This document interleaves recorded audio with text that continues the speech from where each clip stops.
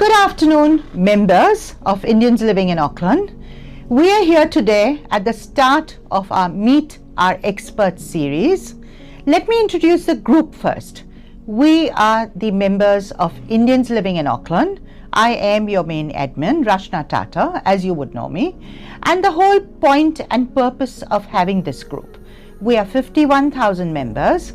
We have become the voice and the face of the Indian community, not only in Auckland, in New Zealand.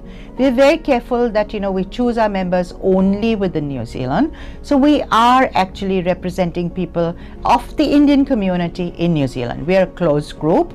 Now, the whole point and purpose and the vision behind this group is, this is a place where members, new migrants, families settled here for years, families having issues, family having good news to share with us.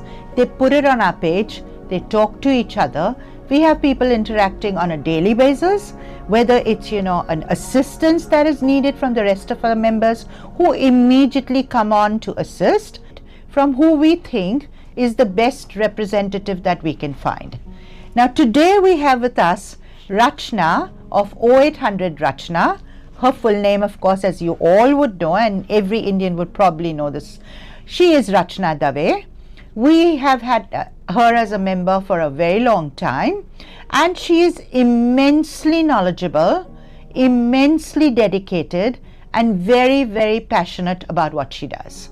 So we think that, she was the expert that you would need to know in a market that is extremely volatile. Migrants come to New Zealand, especially Indian migrants, with the very thought that they would buy a house within the first 2 or 3 years. They work really hard, work 2 or 3 jobs to get that first deposit accumulated. Now, when you come to this country, the word mortgages, the word OCR, frankly, didn't mean a thing to me as well, because we were lucky we never needed to. But in this country, things are different. In this country, there are rules and regulations. You cannot just walk into a bank and sit with somebody and start a conversation on mortgages. You do need that background information. You need somebody with the right qualifications, somebody who's going to guide you in the right manner and provide you with that tailor-made solution that absolutely fits your own needs. And who better than Rachna Dave? And been very fortunate to actually have, pre-conversations with her a number of times, not just once. And her, the knowledge, the amount of knowledge she has. Please don't be fooled by her young looks. She has been in this field for the last so many years. I'm going to give her an opportunity to actually introduce herself. Who better than herself to tell you why we think she's the expert? We totally understand that this is a difficult concept. The rules, the regulations, and the guidelines change all the time. You need to be well informed, well educated, and you need to make the best decisions that suit your stage in life. What are your purposes for wanting a loan, a mortgage? What are the guidelines behind it? And Rachna of 0800 Rachna is the best person that can guide you there. That is why she's a part of our Meet the Experts series. Rachna, floor is all yours. Tell me, just allow me 1 minute. Yes. I know you have so much to share, but tell us a bit about your own personal journey. Why should people think that you are the expert? 2, why should they need to, come to you and not to anybody else? What is that unique, different point between yourself and everybody else in the market? First of all, thank you so much, Rashna ji. It's always fabulous, talking to you. And thank you for the brilliant introduction.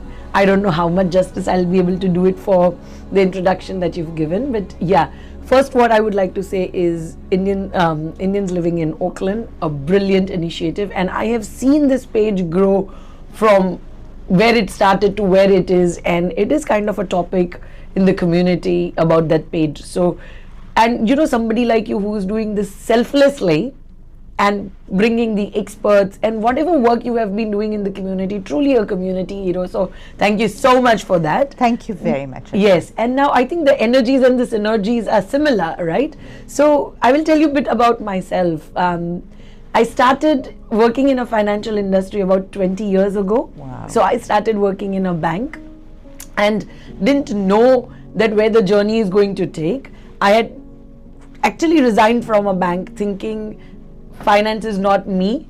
I will never be getting into this industry, but maybe the destiny was to bring me here this far, you know.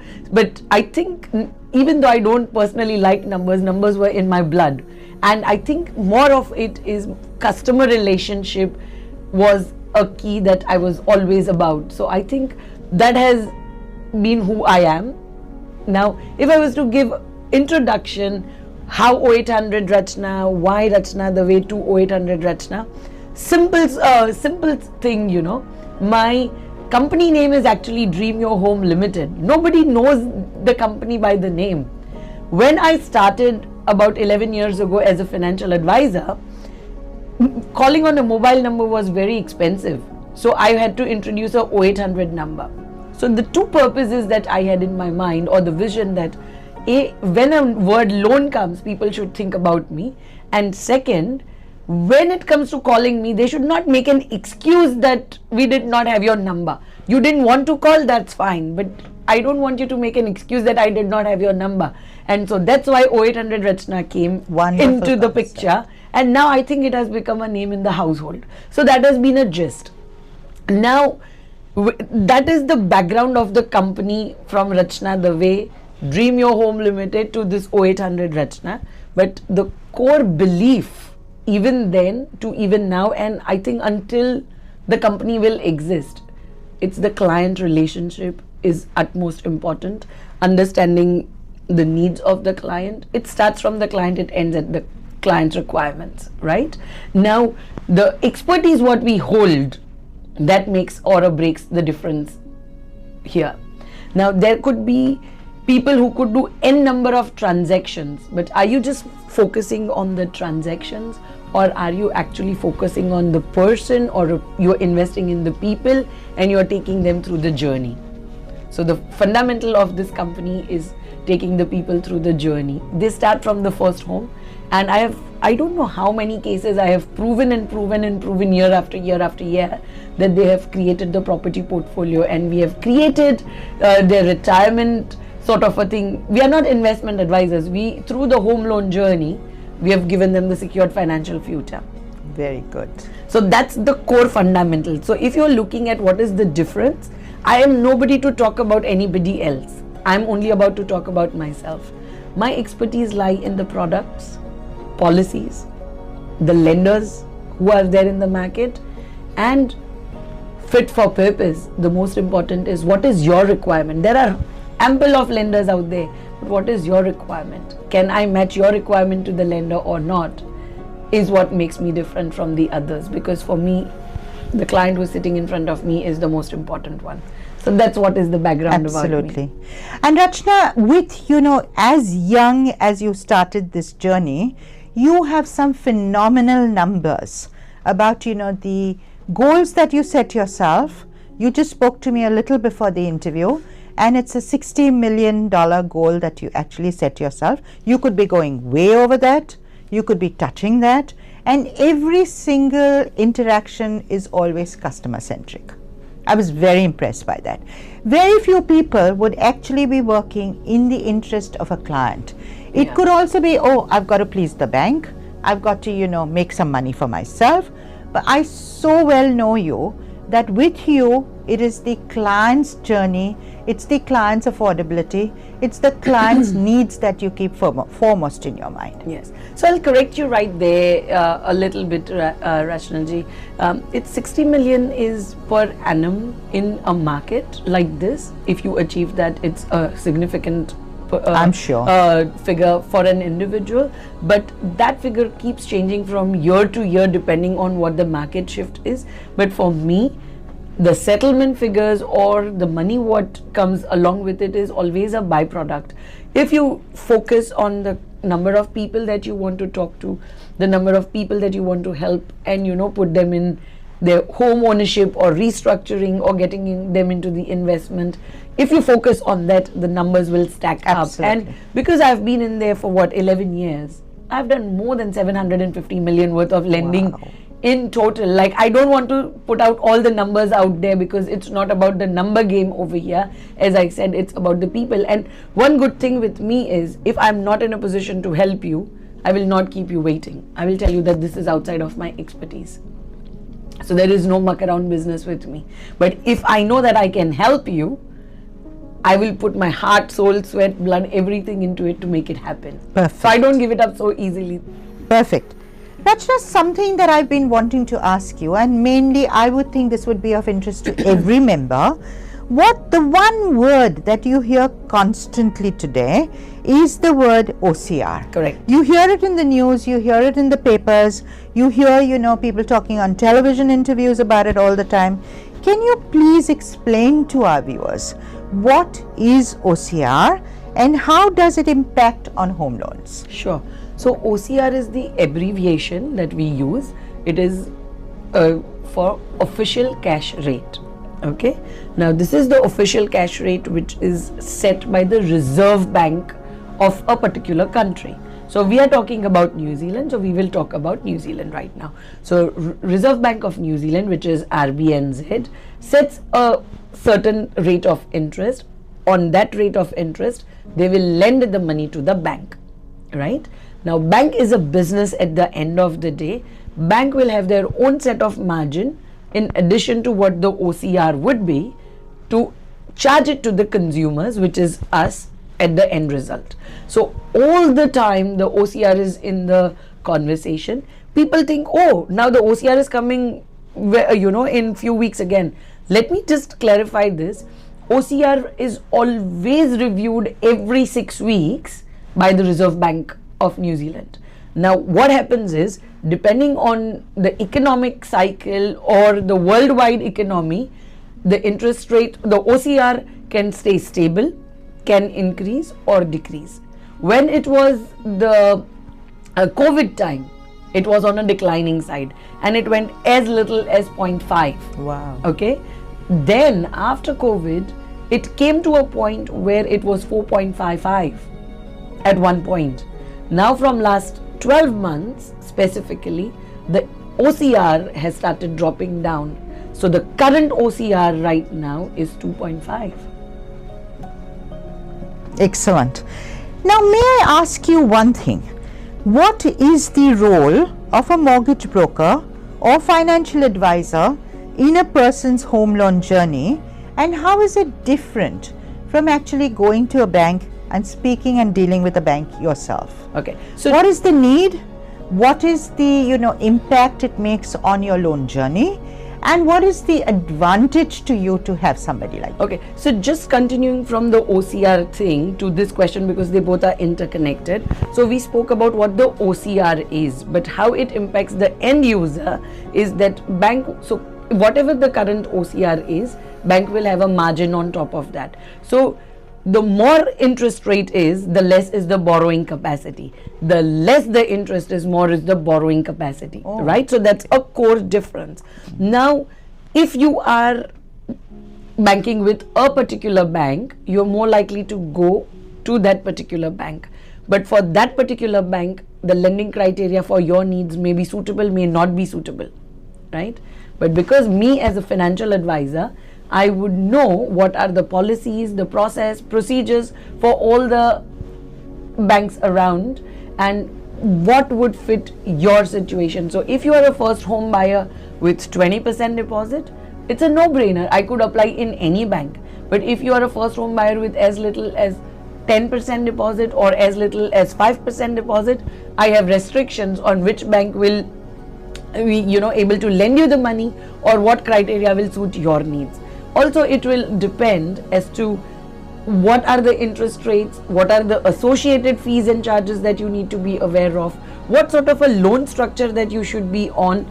All that is something what a financial advisor can tell you. When you walk into the bank, bank staff is not financial advisors, so they will only be able to give you recommendations and they will tell you about their particular product or service, but they will not be in a position to comment on other banks' products or services. But if I am talking to you right now, I deal with all the main banks, so I will know that okay, your lending, your requirement could be sitting with ANZ or ASB or Kiwi Bank or Westpac or with all. So that's the key difference, what a financial advisor can make a difference in client's life. So that's very, very important for one to understand, that why it is important for you to talk to a financial advisor rather than going directly to the bank. Now, when I started my career as because I do have banking experience of over 8 years, right? But when I started as an advisor 11 years ago, at that point of time, the banks were getting from the third party or the brokerage business about 30-35% of the business. Currently, all the banks get about 60-65% of the business from the advisors. Oh, really? So that's the transition what we have seen in last 11 years. So that has built up. And so even as an advisor, we have to have a qualification, we need to have the competency, we need to have the level 5, we need to have the expertise and the experience around that before we can even talk to the clients. So that's a key difference. Understandable. I mean, if you have a health issue, you go to a GP. If it's something more that the GP cannot cope with, you go to a specialist. And this is exactly the same, sort of paradox that I see here.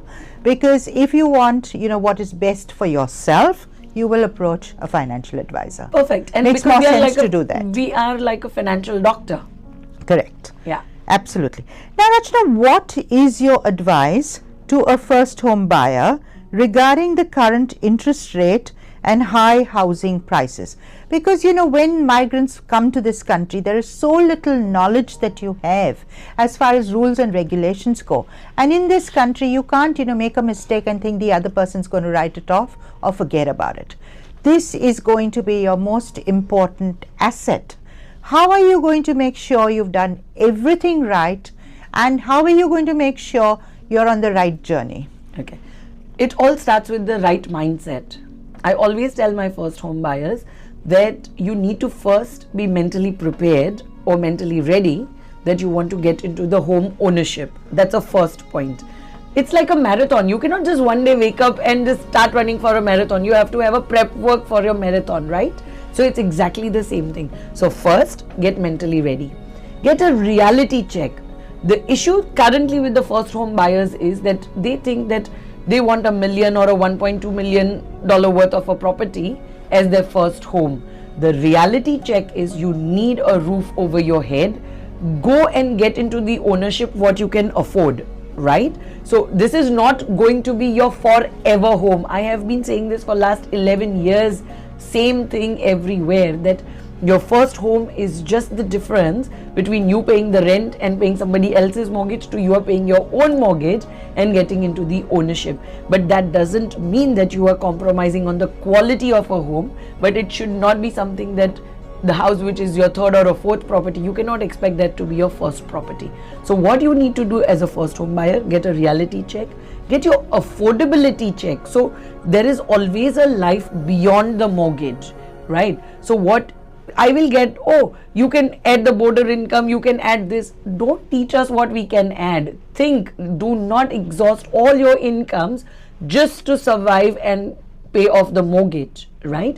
You have to have something what is called as your surplus funds. So sit down, husband, wife, sit down. What is it that you can actually afford versus what your wish list is?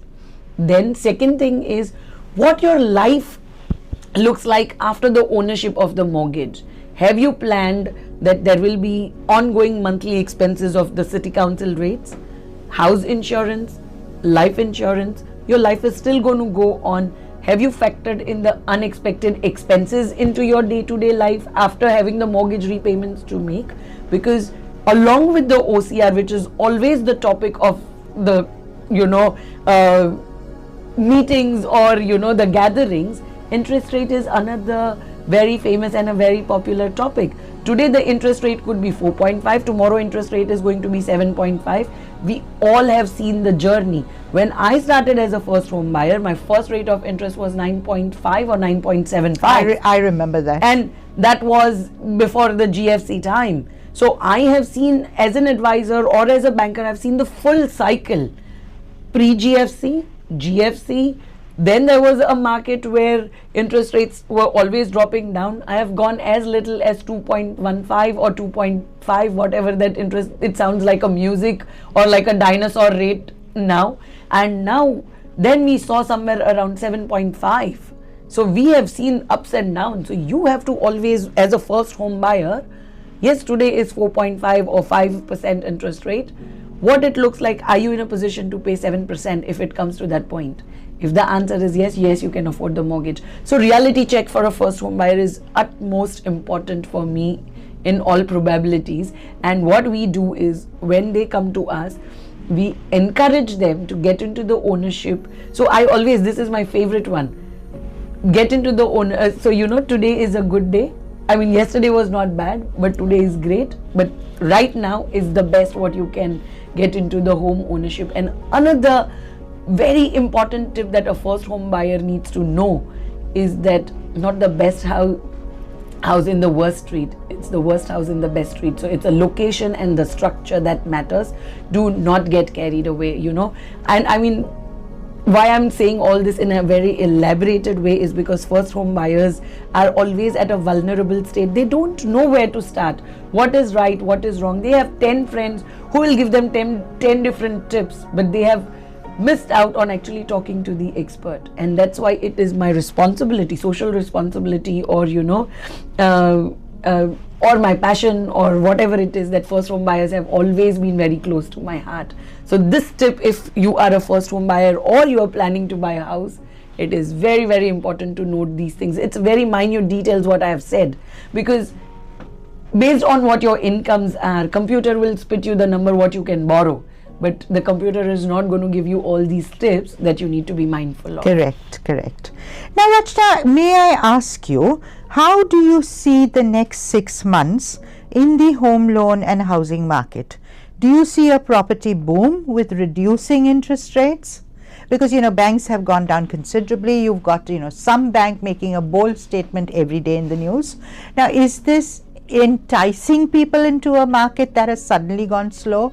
Or what do you think? You're the expert. You tell us that. Look, nobody has got the crystal ball to begin with. Absolutely. Okay. So what I want to really let you know is that there is a basic fundamental of demand and supply. If the interest rates tend to go down, the property prices tend to go up. Now, what is a high market or a low market? It's an individual perception. We have seen a high market just after COVID as a crazy. That was unrealistic bubble. Now, yes, we see that the market in next 6 months, housing market, residential housing market to be more specific, to go up.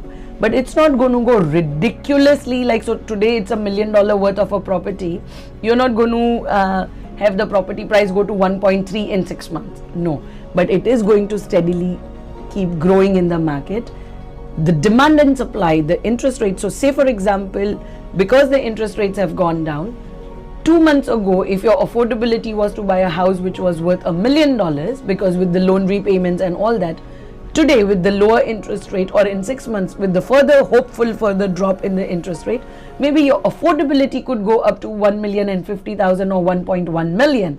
So what it will mean is that your overview on the house that you may want to settle in, that may shift. But what I am really seeing as an expert, this is really the last bus for the first home buyers, because eventually in this 6 months, before even people will start realizing, investors will start coming into the picture.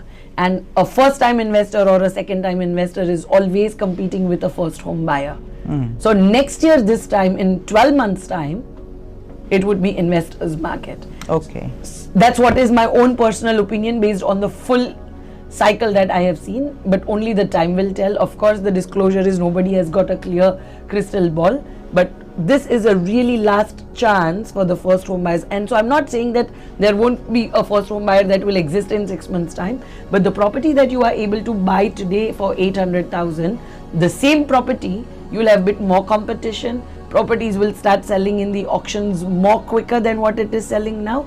So the price for the property may go from 800 to maybe 850 or 875,000 in just that 6 months time. Absolutely. So, I mean, New Zealand's biggest investment market, you know, in other countries it may be shares, in other countries it may be gold, it could be anything at all. In New Zealand, it is mainly property. Correct. And it is everybody's dream to own their own house. Yes. And especially with Indians, that's the most important. It's very close to their heart. Yes, most important asset that they would ever have in their lives. So you cannot just afford to go wrong. You cannot move into a house that, you know, 6 months down the line you can't afford, and for any which reason you have to sell off. It's going to kill your family, it's going to kill your own life. Rachna, now to go to something that, you know, really does concern me, and that is, what are the options, you know, for people in this market? Now, you know, we understand that the major lenders are the 5 big banks. Supposing you don't fit in with their criteria, you, with all the knowledge and the homework and, you know, the sort of relationships you have grown with people, what would you advise people who don't meet that criteria? Is there another lending slab or any other lending, you know, lenders in the market that you would suggest to them? Okay, first and foremost, there is a myth out there in the market that if I can't go to the main bank, oh, can you please try with a second tier lender? Okay, all the lenders, whether it is a main bank or alternate to the bank or the second tier or a third tier lender, they are all the lending institutions which will have different criteria for the different set of clients. Okay, so if you are, say, first home buyer or a first time investor, or as far as you can fit into the main bank, the aim of the game is always to put you in the main bank for multiple reasons. It is mainly the interest rates, overall, you know, the affordability and the longevity that they will give you the loan over 30 years time if you fit into those criteria. So aim is always to try and get you in the main bank. For some reason, you have more deposit, but you had some credit issues, or, you know, you had some other issues where you do not fit into the main bank, but you do have a substantial deposit. Alternate bankers can be the options, but when we are talking specifically for the second and a third tier lender, it is for a specific market or a segment of the clients. So say, for example, if you are a property developer, because along with first home buyers, property developers are my favorite ones that I love dealing with. So if you are a property developer, the nature of your income is annual but not consistent on a weekly or a monthly or a fortnightly basis. So for the bank, you are a risk to them because you will not have a consistent repayment ability, right? Because you will get the lump sum income. Now, as a developer, you need a short-term funding of maybe 6 months, 12 months, 18 months. Ideally, it's about 18 months to 2 years. And in that 2 years, you're going to sell, you are going to finish the houses and you're going to sell it. So those kind of customers will sit with the second tier lenders. So when we interview the client, if you can fit in with the main bank, we put you in with the main bank. But for the second tier and a third tier lender, it's a niche and a particular market. Now, if you are a property developer, for instance, and you have got 1 or 2 freehold properties that you want to release the equity, you want to cash it up to finish the project somewhere else, the main bank is not going to give you the money. It is the second tier lender, and they know that you just need this for 6 to 12 months. They will give you the equity release. So where my expertise comes along with the first home buyers is for the development funding and the equity release. And those are short term ones. Yes, your interest rate. So you cannot talk about the interest rates and the fees and compare it with the main bank, because it's 2 different requirements. With the main bank, your interest rates are cheaper, but for them, they are going to check your servicing ability, your affordability, and then they are going to see whether you will fit into their lending criteria or not. Whereas with the second tier lender, it's not, so your interest rates are going to be high. There will be the fees that will be capitalized, there will be the interest that will be capitalized, but it is the short term lending that they look at. But for them, what they look at is the exit strategy. How you're going to repay them in that 6 months, 12 months, 18 months and go back to the main bank or pay off the lending. So these are the two important things that one needs to really understand. Absolutely. And everybody these days seem to be developing. There's this whole extra flurry of activity going on, especially in the Auckland market, with any number of developers available today. So I guess what you're saying makes perfect sense. I mean banks have to also modify their way of how they're looking at things, and if the bank is not, then obviously the second tier lender will. But we don't overpromise anything, and that's why we say that just by listening to the interview, don't prejudge that, oh, I will sit with the main bank or I will sit with the second tier lender, because end of the day, doesn't matter at any stage of your life of the property portfolio, end of the day you want to look at your return on investment and the cost of investment, and the cost of investment comes down straight to the interest rates. So as an expert, it's our duty to give you all those costing and find out, if you sit with the main bank, what your picture looks like once you've got the loan. If you sit with the second tier lender, what the picture looks like and what the interest rates look like. Correct. Absolutely. Now, Rachna, what is your overall view of the current housing market scenario in your opinion? I mean, where are we heading? We've suddenly had this big lull, and the market either buzzes, it stops, or it remains stagnant. So what is your understanding of how the market is? Where will it go from here? What does one need to be aware of? You're the expert. Tell us your opinion. Okay. Now, all the predictions have been just going from one end to the other for past 2 years, right? And I think interest rate was one of the biggest reason for it.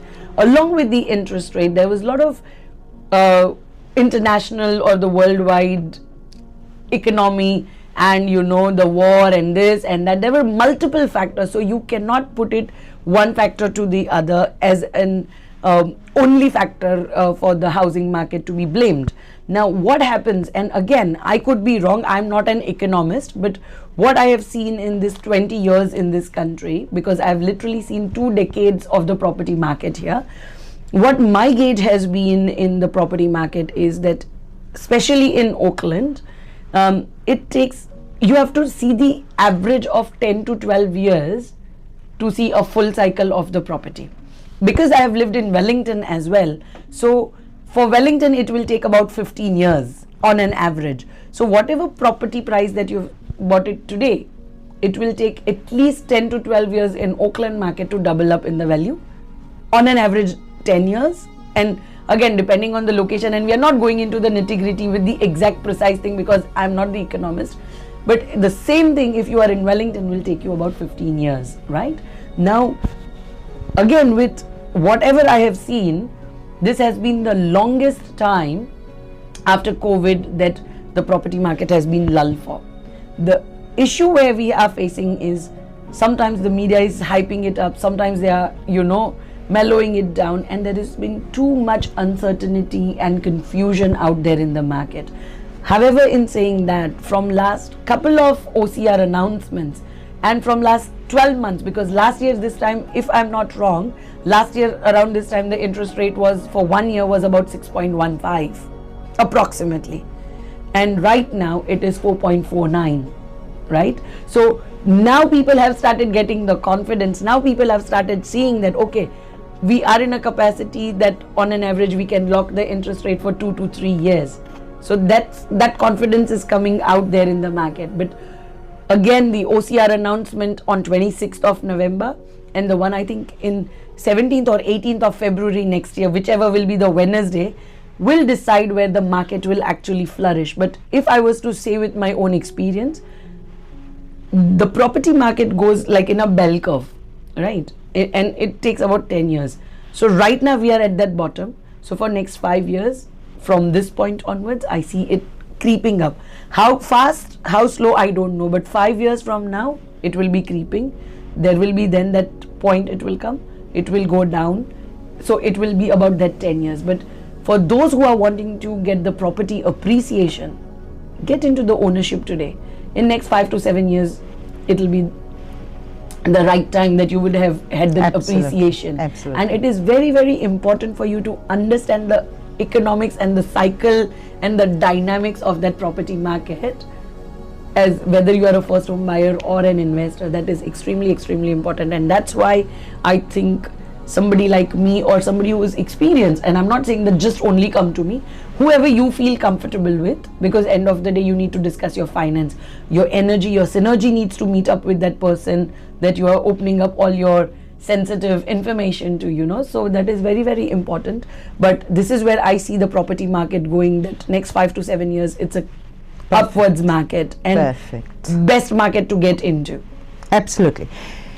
We've had a lovely discussion with Rachna. As usual, it has been, very enlightening, very educative, and we sincerely hope that, we have given our members enough matter to ponder on. Now, like Rachna said, do not procrastinate. If you wish to buy a house, there's never going to be, maybe, 6 months down the line, or maybe 12 months down the line. Talk to somebody like her. This is not, advice. This is based on her opinion of, the well understanding that she has in the market. We are trying here to understand from an Indian mindset, and which is why all our experts, we hope, will be within the community. They understand exactly what your needs are.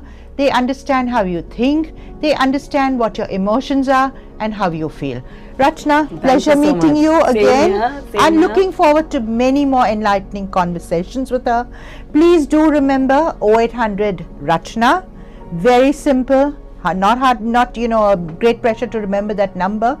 Call her. She's a wonderful person. She keeps herself abreast with all guidelines, all knowledge, and she will give you the best tailored package that meets your needs. She's not in this for making money for herself or for the bank. And this is what I appreciate and admire in her immensely.